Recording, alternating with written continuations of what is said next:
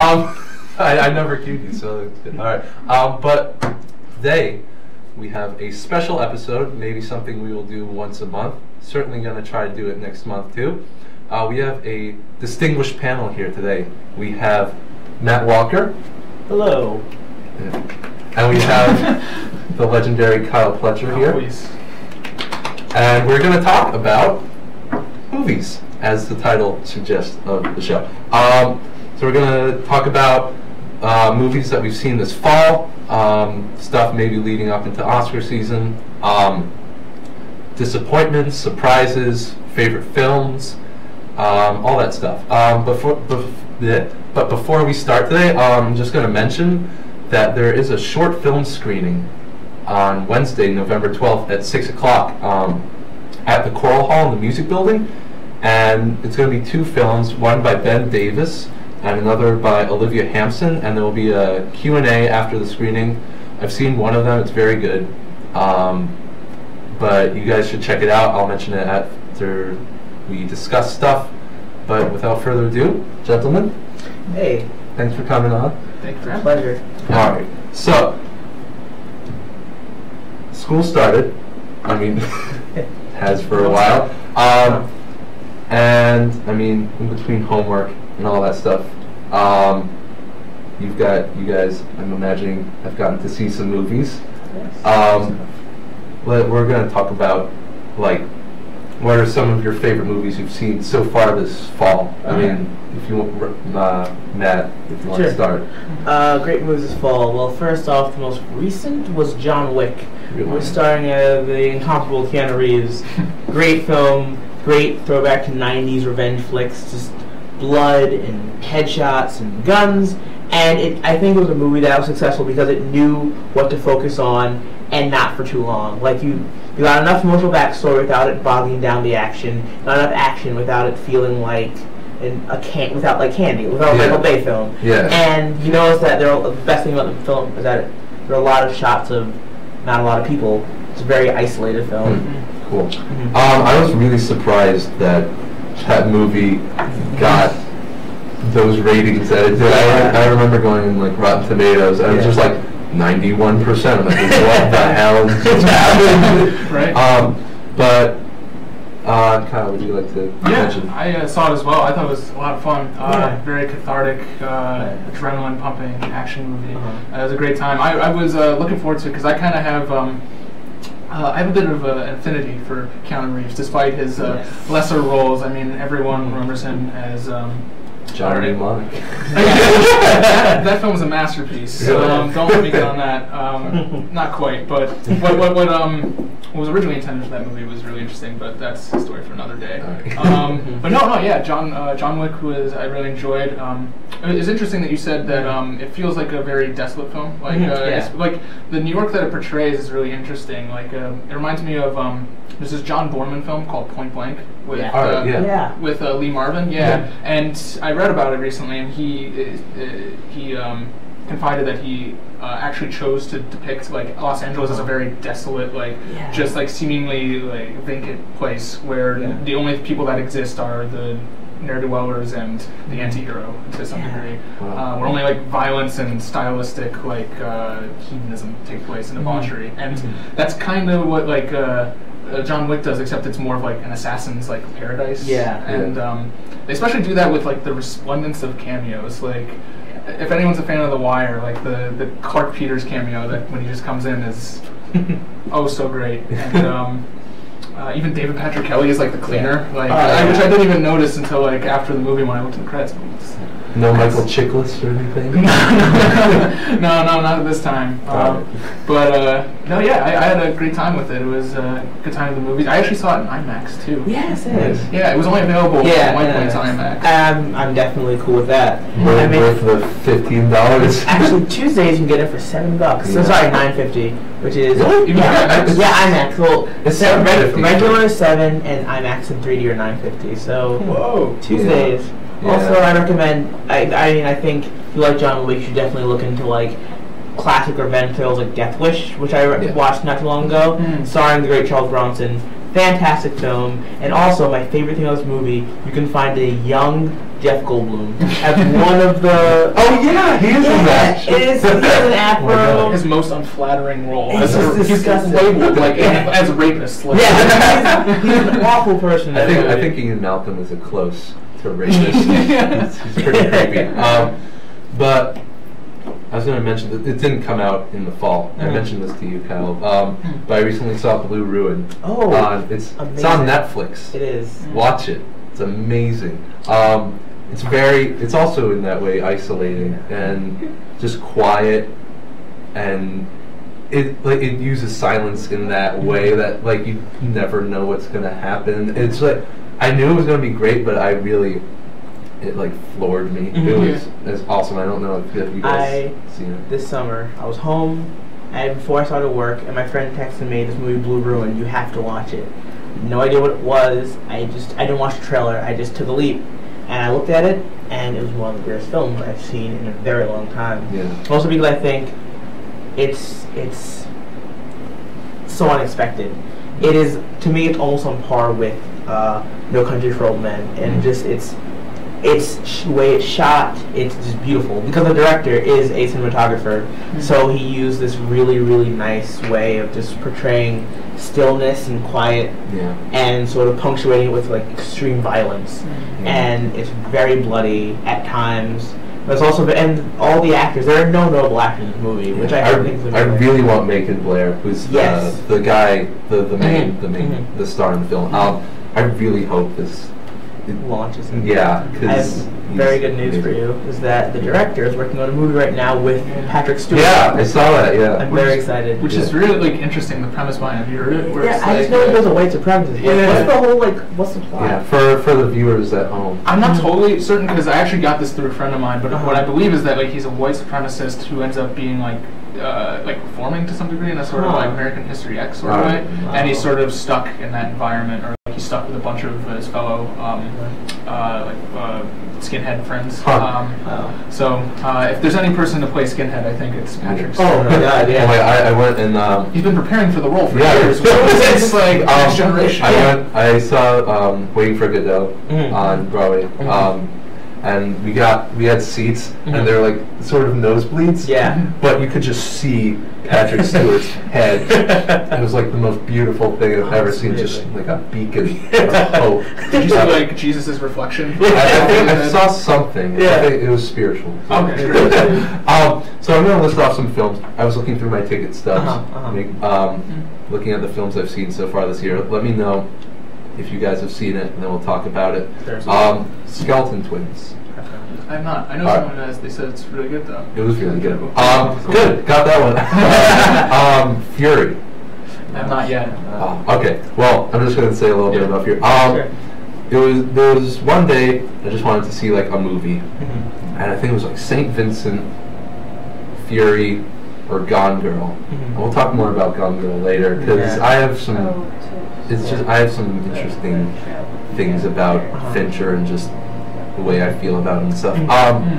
But Fury was like, it's so much more than it advertises. I mean, you can get from the trailer that it's bleak. It's just saturated colors and miserable. But it's so just. It's not propaganda. Yeah. It's not. I wouldn't even consider it an anti-war film. It's just these people. Yeah. And it's really just. I mean, it's a character study, but I don't know. Like, I don't want to say that, but it is. But if you guys ever get the chance to see it, and if you guys at home ever get a chance to see it, it's actually like one of my favorite movies so far this year. Have you guys seen Nightcrawler yet? I have now. Yeah. All right. Well, it's good. We'll educate. Yeah. Have you seen it? Yeah. Oh, great.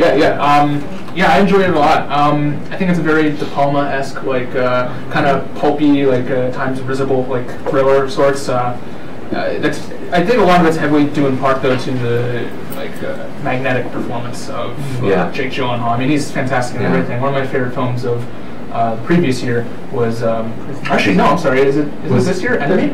I think Enemy was early this year. I think Enemy. It's the same guy as Prisoners, right? Yeah. I haven't been able to see it yet.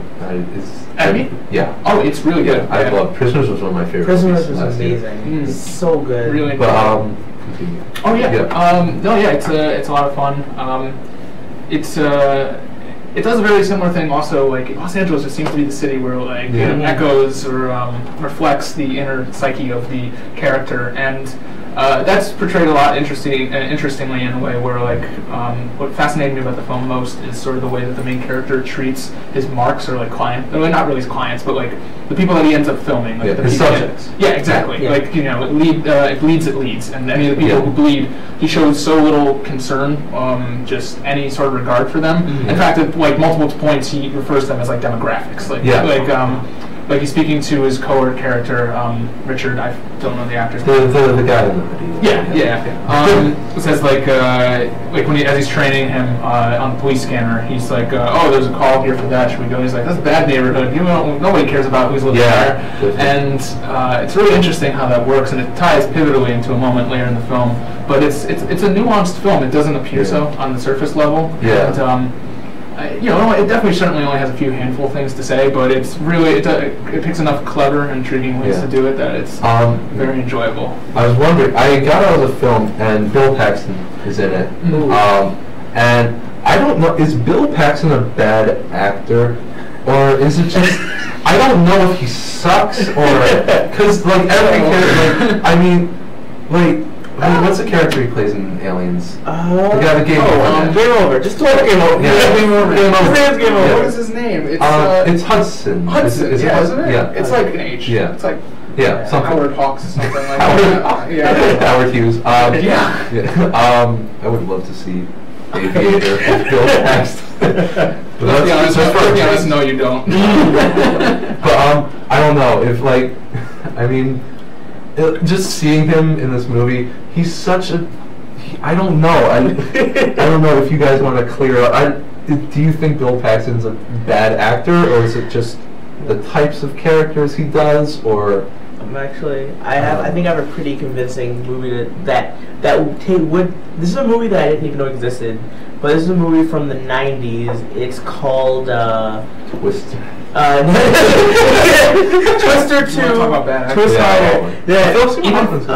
Even he's bad in that, but I mean he's not as bad as everyone else. And that's true, and he's just having fun with it. Yeah, and Carrie Elwes being the crazy guy. But this movie, I can't remember. It might be. It's like, oh my god! But it's okay. So the whole thing is directed by Bill Paxton. It's directorial debut, and he did. Okay, this is crazy. Bill Paxton and young Matthew McConaughey. This movie, it stars Bill Paxton as a father who believes he sees a vision from God, and he thinks that he gets these garden gloves. He finds them, and he thinks that he has to kill people. He hears voices in his head, and he thinks that God is making him kill people. And he says, I have to, like they're a demon. And like it looks this movie, I'm like, this movie's ridiculous, but he might not be as crazy as you think. And this movie does such a good job of leading you to believe that he's like a nut, like a religious nut. But then the movie just ends in such a way that you go, wow. I think once you said garden gloves, I wasn't expecting garden gloves as the main subject. But yeah, Nightcrawler is great. I was reading that article. Did you read it was like movies to watch before you see Nightcrawler? Yeah. It was like it could be our sponsor. But it's definitely. I saw Ace in the Hole over the summer. That's definitely. I have not seen that. It's very good. It's a Billy Wilder movie. Kirk Douglas. Kirk Douglas. Yeah. But I think it's directed by Billy Wilder. Yeah. And it's like. If you just look at that and then Drive, just combine those. I mean, there are 10 movies, but I just took those two. Yeah. Boom. That's real. Like that neo noir could it be classified as neo noir. Or Crawler? I mean, and it's not. It doesn't have maybe neon noir. Neon noir. Yeah, like late night. I think there's an aura that Drive sort of put to the mainstream that like Like that movie also that I haven't seen, The Guest with Dan Stevens. I don't. What is that? Okay, like You're not familiar? Well, I mean, like I know that it exists. Yeah. I don't. It's like it's just It like looks it's an really action cool. movie, right? But no, it's weird. It's like what I've heard is it's a subdued thriller where like a man comes home. He comes home to visit a fallen comrade's family, and the whole thing is he may not be who he thinks he is. And they said it really echoes Hitchcock a lot. There's a lot of like really interesting. Who is this guy? Lance Reddick is in it from The Wire, and apparently, he's everywhere. I love that guy. And there's a lot. Apparently, there's a really cool gunfight, but there's a lot of really interesting fight scenes, drama, and the soundtrack I've heard is 70s like synth drive. Nice. It is drive. Yeah, cool. That makes sense, especially since if either of you seen the director Adam Wingard's previous film, You're Next. I haven't seen that. I heard it's amazing. I actually was very surprised with it. I had a great response to it. It's a really great genre film, like genre horror film. It does a lot of interesting things with it. There's also this kind of meta layer in that, like, all the mumblecore movement, like, players are in it, like Joe Swanberg and, like, Amy Seimetz and et cetera, AJ Bowen and stuff. And you'll get to see them all horrifically die. In case if you, for whatever reason, spoilers, not really. Not everyone dies, it's like a horror movie. But if you ever had any sort of admonishment of them, then that's your place to release. But there's this one song that it'll play like right at the beginning and multiple times throughout the film. If you guys watch it, you'll know exactly. It's like a total earworm. The song like "Looking for the Magic," and it's great. It's from it's this like lost '70s hit to some degree, and it just sticks right in your brain. And it's like you just can't stop listening to it afterwards. So I'm interested in hearing the soundtrack, in addition to seeing the film. Yeah. Oh man. All right. So, good. Next up, listen up, Philip. Have you seen that? All right. Yeah. Don't worry. Well, you weren't there for that. No, what? I wasn't at the free one. I was at the one where I. The free one. You mean the one we paid for, right? Yeah. Yes. Sorry. I went to. It's okay. I went to the event. Watch this. But like, it's weird because like I went there and like the doors were closed. And I was like, huh? And I looked at my watch and I left. You should just knocked, man. Like, how far after was it? I don't know. It was like 7 o'clock, and I was like, huh. You should just. Is it over? Put my ear to the door. I didn't hear anything. I was like, oh well. The way I think about it is just like. So, have you seen Greenberg? Yeah. I hate that movie. It's one like it's, and talking about Listen to Philip. It's just one of those movies where, you have a main character who's a horrible person, but. There are movies, I mean, like There Will Be Blood, and this, and they're like Nightcrawler too. Like, they're bad people, but you want to watch them. Greenberg is one of the things where it's a horrible person, but you hate seeing them every time they come on. I think Listen to Philip, it does a good job. Like, this guy is a horrible, arrogant asshole for lack of a better word. I think that is the best word. Yeah, I mean, we could do much worse. But it's really interesting. It feels like an audiobook in a way. Jason Schwartzman's character is an author, and it does feel like it's an audiobook. Yeah.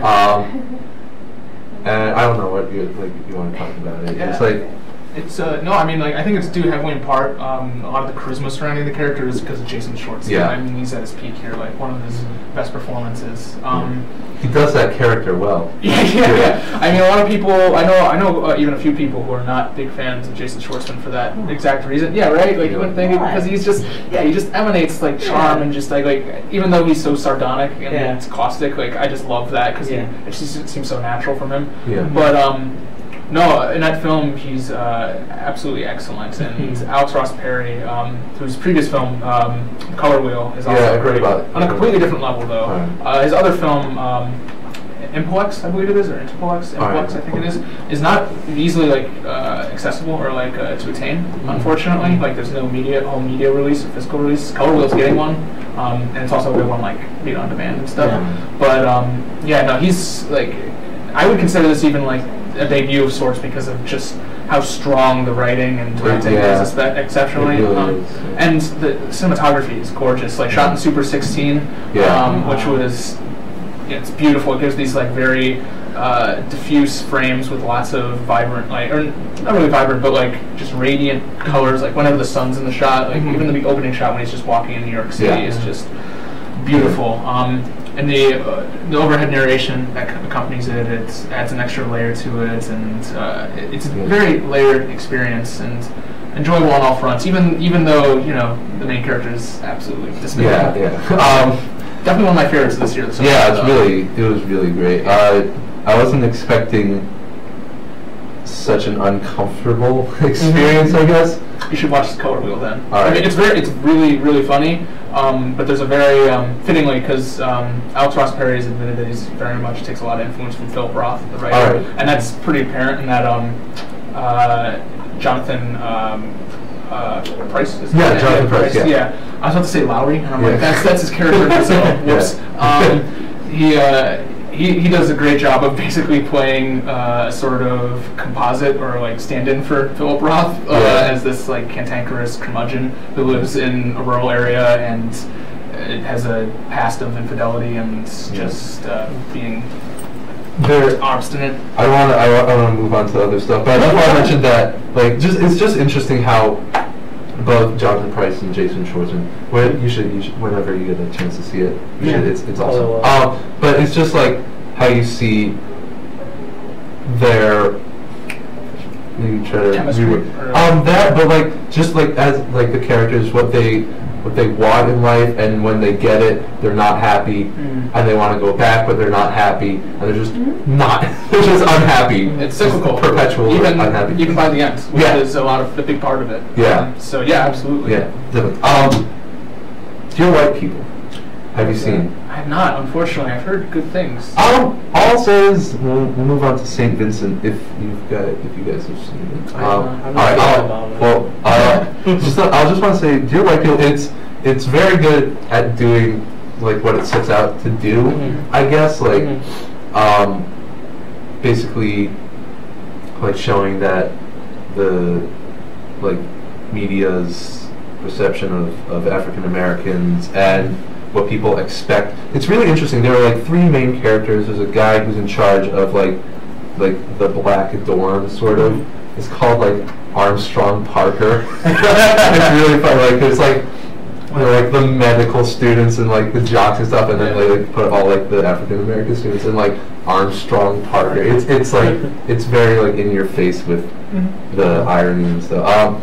But it's interesting. They show like there are three main characters. One of them is in charge of that house. One of them is the MC for this radio show called Dear White People. I don't remember the actress's name, but she's terrific. And there's one guy who's he's a gay student, and he's like on like the main. If you've seen like the main posters, he's like the guy with like the afro. And stuff. But it's interesting. It's like you get all these three characters, and you sort of like expect them to be a certain way, just by like not stereotypes, but like tropes, sort of. Like you have like the guy in charge of the dorm and the artistic person and everything else. But as the movie goes on, you see that like everyone else is making them making the image, and that's not exactly who they are. But that's all I'll say about that. It's really good. You guys should see it. It's pretty good. I wouldn't say it's great. Just say it does its job well. Great. Sweet. St. Vincent. You guys haven't seen. My friend, my roommate, actually, his parents have both seen it, and they both declare it to be. That's what I actually found even more fun. They're seeing it with your mother. It seems to be that this is like very much a parent go see with your parent, your folks movie, and they both apparently loved it. Like his parents, like their favorite movie of the year so far. I didn't like it. It was weird because like it's obviously like Bill Murray's gonna get an Oscar or whatever. I don't know. It's not. No. If he didn't get it for Lost in Translation, he's not gonna get it. He got it for Broken Flowers. I don't know. Or any Wes Anderson movie. But it's one of those movies that it's weird. There's like a subgenre maybe of like older men mentoring young kids. Sort of. I think not like older men, but like. I don't know if you've seen like Bad Words. Yeah, I actually did. It's surprising. It's like sweet. Really good. But just like, sorry, go ahead. No, just Bad Word. Bad Word was fun. That's a recommendation. Yeah. but it's one of those movies, like, those scenes, like, with Bill Murray and whoever the kid is, I forgot. It's like introducing. Yeah. Introducing. We'll call them introducing. Yeah. But those scenes are amazing. They have really good chemistry. But it seems like everyone else, besides Chris O'Dowd, who plays like the Catholic like teacher, every scene he's in is hilarious. But every other scene, especially Naomi Watts, she brings it down. It's Naomi bad. Watts brings it down? She has this like it's like the worst Russian accent. She's a Russian stripper. And it's one of the. It's just so bad. It's like, I don't know if actors know what real Russian accents are like. I don't think they do. I don't. But Viggo Mortensen does. Yeah. Eastern Promises. Yeah. But it's one of those things that like every time she's on screen, it's like, oh my god, it's so bad. It really brings the whole movie down. But I mean, Bill Murray's very good in it. And do you think do you think the character needs to be Russian? Because like she could have just been Naomi Watts. Yeah, she could have just been Naomi Watts. Yeah, that would have been fun. Is that a part of the? Oh, I have no problem with Naomi Watts ever being Naomi Watts. I mean, what was the Impossible? Was that the with tsunami? McGregor. Yeah. I mean, she was amazing. It's It's gut wrenching. I've seen the one scene that everyone talks about, like the actual tsunami. It's brutal. Yeah. But she's great. I'm not saying she's not great. It's just in the movie, the way I guess she's written and also like what they chose for her is just bad. So we have a few minutes left. I just want to make sure. And going from St. Vincent, I guess I want to talk about disappointments. And just disappointments in general. Can I mention one movie, by the way, just like that I saw recently that I really enjoyed? I ended up writing about it for the Cinema Studies Journal, which you know about, I'm sure you're contributing to. Yeah. Got my article in. Oh, really? Last week, yeah. Right on. Jean-Luc Godard's new film, his third feature, Goodbye to Language. Where'd you see it? Is it out? Yeah, it's playing at Lincoln Center and at the IFC Center. I recommend Lincoln Center because I think it's cheaper. I went to IFC Center though because it's my first time. Yeah. And I don't know what it is about the IFC Center, but like I imagine you guys have been like Jacob Burns and other. Like, I'm going tomorrow. Like, see Birdman and Whiplash. Nice. That's why I saw Birdman. So. All right, cool. Yeah, like, before there's usually a couple of bumps or adverts, like things coming up, events and the like. There was like so many before this film. It's only a 70-minute film. Really? So like at least like 15, 20 minutes. Granted, we got there like 5-10 minutes before it started. But even then, like there was at least a solid 10 minutes like past our the time of the screening where it was just spent on stuff like that. But minor complaint, the film is absolutely astonishing. Definitely one of my favorites of this year. Like a 3D experience you'll never experience. There's a moment, which I'll just leave to explain for itself, that's totally transcendent, where it happens 3 times actually, this sort of effects, where basically, because the film was shot with dual cameras, like the Fabrice Aragno, the DP, he shot it where it would be on consumer-grade cameras, but it would be like both of them lined up together, like 2 of them running at the same time, and you'd have moments where, for example, there's, say I have you in frame right here, and Matt, you just decide to walk off behind the carpet or curtain, and the right camera turns to follow you, so that your right eye is seeing like and your left eye is still seeing you. And if you close like your right eye, I would only see you. If I close my left eye, I'd only see you. And if you do both, there's this strange overlap that makes your brain just tingle in ways, like you can just feel like your synapses trying to process. That's awesome. That's great. It's really like a new frontier. Like I really hope people take notice and it gets better distribution. Yeah, definitely.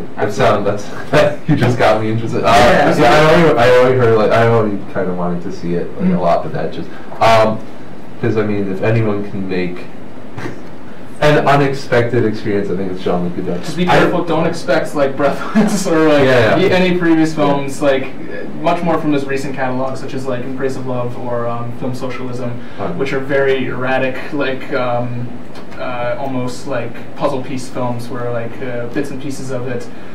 It doesn't feel totally cohesive. It's a very much like a take it as you will experience. Just let it flow over wash over you. Cool. I don't know if we have time to discuss disappointments. I mean, if I just go down just like a quick couple, and let's not talk about why. Just like if we do. Yeah. I mean, I don't know if we have enough time, but couple. I mean, I'd say it's definitely St. Vincent is a disappointment. Actually, I wouldn't consider Birdman a disappointment, but I left with, it doesn't have a whole lot to say. It only has like a few things that it wants to talk about. It does them in very clever, inventive ways, and technically it's a very proficient film. Yeah. All right. But yeah, I don't know. I just I didn't get all of the hubbub that everyone got. I didn't think there was too much to distract from it. And there's some really just grating scenes that are just so on the nose, where it's just I know what you're doing in Inaritu, but just chill out. Yeah. Go back to making your misery porn. Yes. And maybe just one surprise that you've seen recently, something that was surprisingly great. Maybe. Just I got one. Boom, boom, boom. No rush. You even said John Wick was kind of surprising. Yeah. I think I'd say that too. Yes. I agree. I think one movie I just saw VOD was for Tinker Channel was a movie called The One I Love, starring it's Peggy from Mad Men, Elizabeth Moss, and also Melissa McPhillips. Yeah, and it was a really great movie with her and Mumblecore director T. West. He's in the league. Oh, Mark Duplass? Yeah. And they play a married couple who decide to go to a house in the upstate to sort of. The One I Love. Yeah, I know what you're talking about. Yeah, and there's I don't want to spoil the twist, but there's a twist. It's slightly science fiction, and it's just a really fun movie. I'm just going to wrap it up because we're all pretty much out of time. I just want to say disappointment for me, St. Vincent. A surprise recently saw was Fading Gigolo, which I freaking love. I was surprised by how good it was. It's the best Woody Allen movie in the last few years. It's not even a Woody Allen movie. So guys, thank you so much. We went over time. I wasn't even expecting we would have enough time, but great job. See you maybe next month. And for everyone at home, I'm just going to mention that short film screening again, Wednesday, November 12th. I don't know what camera, that one. Wednesday, November 12th at 6 to 7:30 at the Coral Hall. There'll be 2 student films. It'll be great. Everyone will have a good time. And until next week, I'll see you guys later. Watch some movies. And this is Film Talk Fridays on Mondays. Boom. See ya. All right. Nice. Cool. Great. Awesome. That was fantastic. Yeah. All right. Nice calculator watch. Thank you. I have one as well. Yeah, I should have wore it.